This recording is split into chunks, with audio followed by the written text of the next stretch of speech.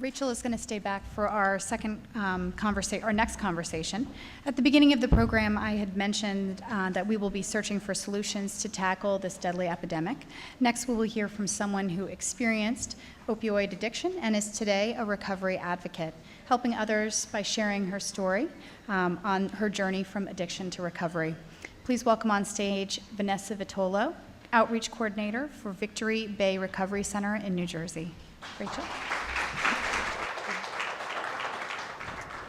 Thanks so much, Vanessa, for being here and for sharing your story with us. Just want to jump in and have you just tell your story and your path to recovery. Sure. Well, first of all, thank you for having me. This is amazing. And the more that we do address this issue and put it out there, I think the more help we'll get the people that need it. So my name is Vanessa. I'm a recovering addict. I am from a small town in New Jersey. I grew up with a tight-knit family. I have two sisters, and my aunt was a teacher, so I was definitely taught the importance of education. My uncle was a firefighter, so I was also taught the importance of law and order. I went to a private high school. I went to college. After college, I was prescribed painkillers, and very quickly, the painkillers turned to heroin use because it is cheaper and more accessible. From there, it was a long, long road, not just my addiction, but also my recovery. From the addiction standpoint, after years of using, I also ruined the lives of my family members, including my mom, my sisters, my aunt. It is a family disease, so it needs to be addressed by the entire family as well. I tried to get help several times, but I didn't have private insurance. I only had Medicaid. So I was referred to a county office where I had to go and fill out paperwork and call. I was allotted 14 days of treatment through the county, and I had to call every day to see if there was a bed available. And I did that for 2.5, almost 3 weeks, and there was no bed available. So very quickly I left and went back to using. And eventually all the consequences to my addiction caught up to me, and I spent several months in jail. And I became a participant of the drug court program in the state of New Jersey. I was sent to a long-term treatment facility.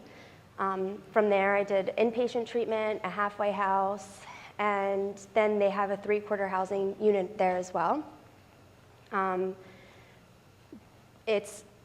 that, I started volunteering where I attended treatment. It's at Integrity House in Newark. And from there,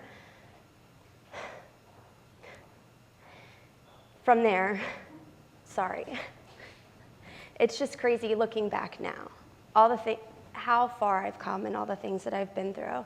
It's been a really long road. There is a lot of stigma associated with this disease, and it was really hard to get treatment.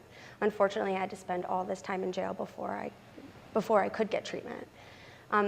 So after I completed the program, I did go back and volunteer, and through that volunteer work, I began advocacy work as well, and that's how I ended up here. And you mentioned stigma, the panel before you mentioned stigma. Where do you think the country is in destigmatizing addiction? What else needs to be done? What can be done? I think there's a lot that can be done. I am very blessed because I am from the state of New Jersey, so the governor there is taking a lot of steps to do so, to destigmatize this disease. And like was previously said on the panel, we have come so far, but we also have so much to do. And I think the change is going to start with me. I think that me standing up and saying, I'm an addict, but you can recover. Recovery is possible. I think that's where it starts. And it is my duty to help the next person because I wouldn't be here without the help of other people. Mm-hmm.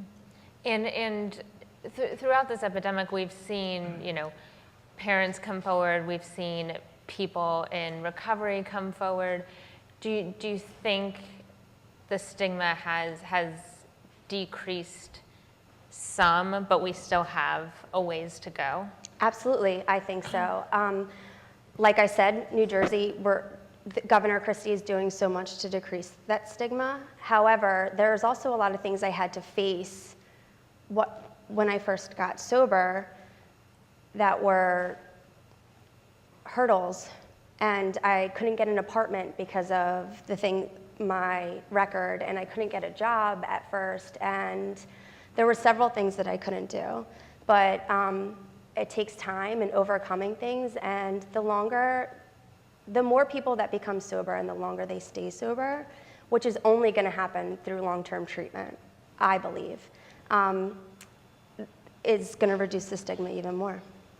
And you mentioned having to call every day to try and get into treatment. Do you mind talking a little bit more about how you were able to get treatment?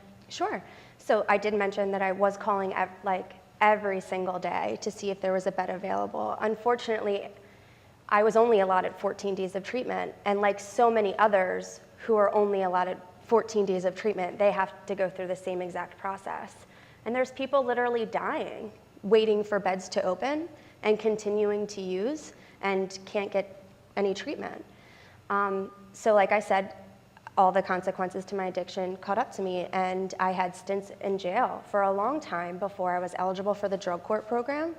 And through the drug court program, I got funding to go to a long-term treatment facility.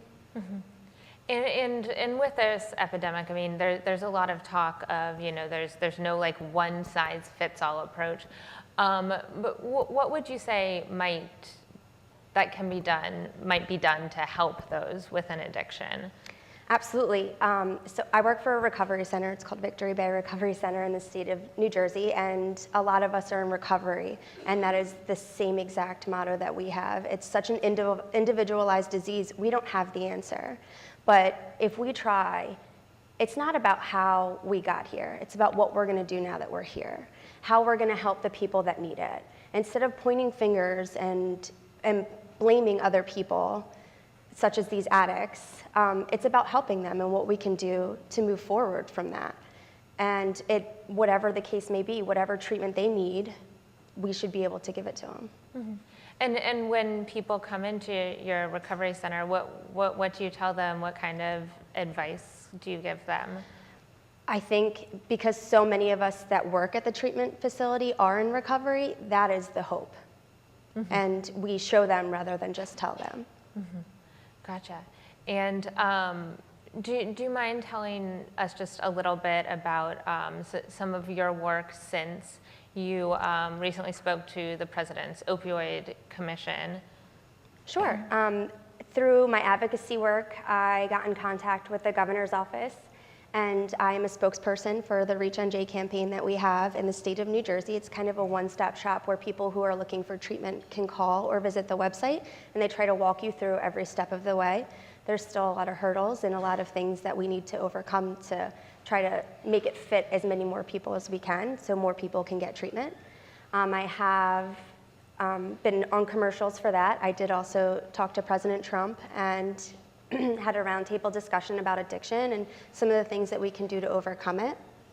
Mm-hmm. Well, thank you so much for your time. We really appreciate you being here and sharing your story with us. Thank you so much for having me. Thank you.